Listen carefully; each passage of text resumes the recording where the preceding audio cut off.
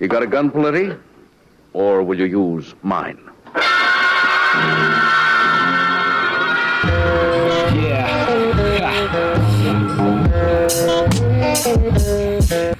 I'm a straight shooter, never lose a gun, so went to school to learn how to be cool. Hands in a holster, where's the jam? You gonna be toasted. The Ballad of Buster Scruggs is written and directed by the Coen brothers, and it is released directly on Netflix as a Netflix original. It is an anthology movie comprised of 6 short stories taking place in the Old West.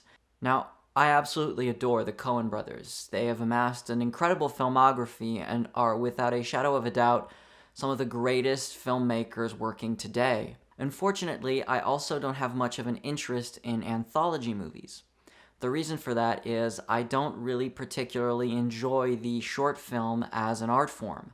My main problem with it is that it unfortunately distills the screenwriting down to its purest form, which is basically like setup, build, and then payoff, and unfortunately doesn't leave much room for contemplation, for character study, for elaborating upon the world and the universe in which the film takes place, which for me are elements in terms of filmmaking that I respond to far more than, say, plot or a solid screenplay.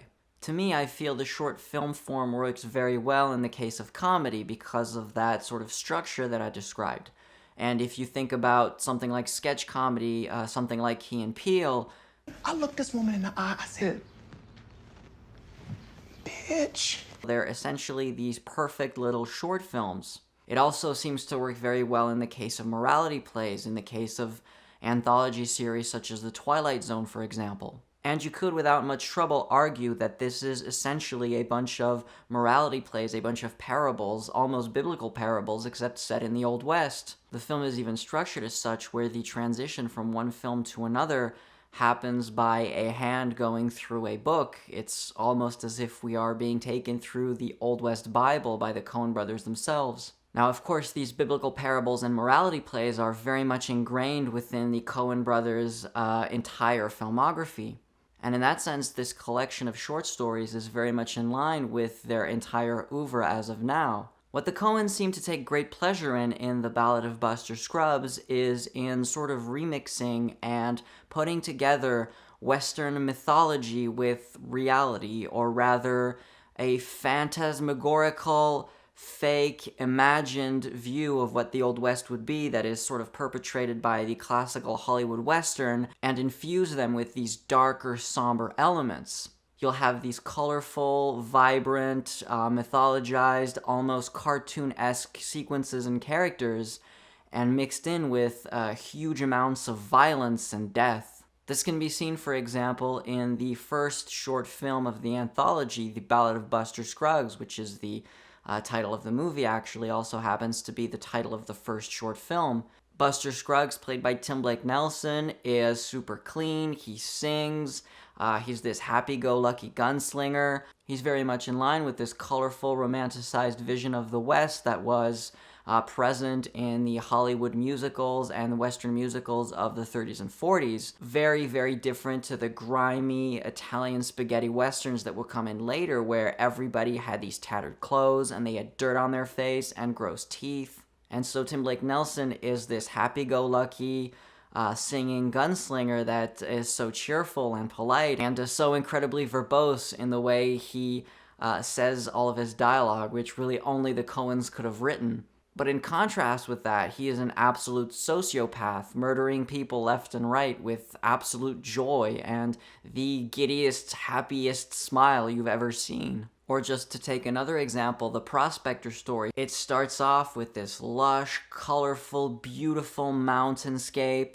The countryside is absolutely beautiful. Animals are roaming around in the grass and the birds are chirping. You would be completely in your right to expect Edvard Grieg's Peer Gynt to sort of be layered on top, and you're almost in a Disney film. You're almost in Bambi as the forest wakes up. But by the end, it ends in these horrific acts of violence where Tom Waits is obliged to shoot the man who shot him, and all of the animals sort of leave this peaceful environment, and within this beautiful, lush, American countryside, in this incredible, vast expansion of the American West, it's also ripe with absolute horrific acts and tons of violence and death by bullet. I guess I'd have to say that I have two main issues with the Ballad of Buster Scruggs. Number one is that the first segment, the Ballad of Buster Scruggs with Tim Blake Nelson, is by far the one that I was the most interested in. It's funny, it's dark, it's bizarre, it's extremely well written and quirky, and it ends after about 5 minutes, and unfortunately none of the other segments really had any of that pulling power, which may be down to the fact that I also just wished that the entire movie would have continued on with Tim Blake Nelson's character, and the fact that I'm not getting that was kind of disappointing and sort of fed into my disappointment of the other segments. But more importantly, I guess my biggest gripe is, again, having to do with that short film format, and that is that I find it exceptionally difficult to invest myself in any of these characters, in any of these stories, and the second that I'm actually starting to get pulled into the world, into what's going on, and to the situations, then it ends and we're on to something else. And it's actually interesting to consider the release of this film coming right after Hail Caesar, which in a way you could also argue is a series of vignettes taking place within a movie studio.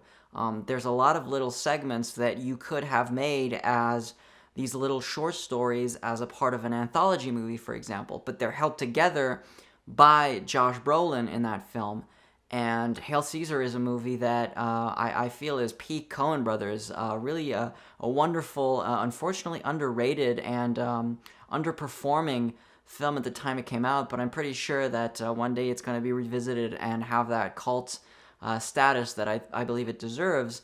And because this one doesn't have that, I had really just so much trouble actually staying interested and staying engaged in what was going on, beyond some of the funny dialogue here and there and just the intellectual exercise of trying to see how these fit into this old Western sort of Bible. So as always, thanks very much for watching the video. Be sure to hit the like button if you like the review, subscribe if you're new, and yeah, until next time, which could very well be Roma. I do have tickets to see that on the big screen, so another Netflix film, but this time I'm going to see it in a theater. Until next time, take care and see ya.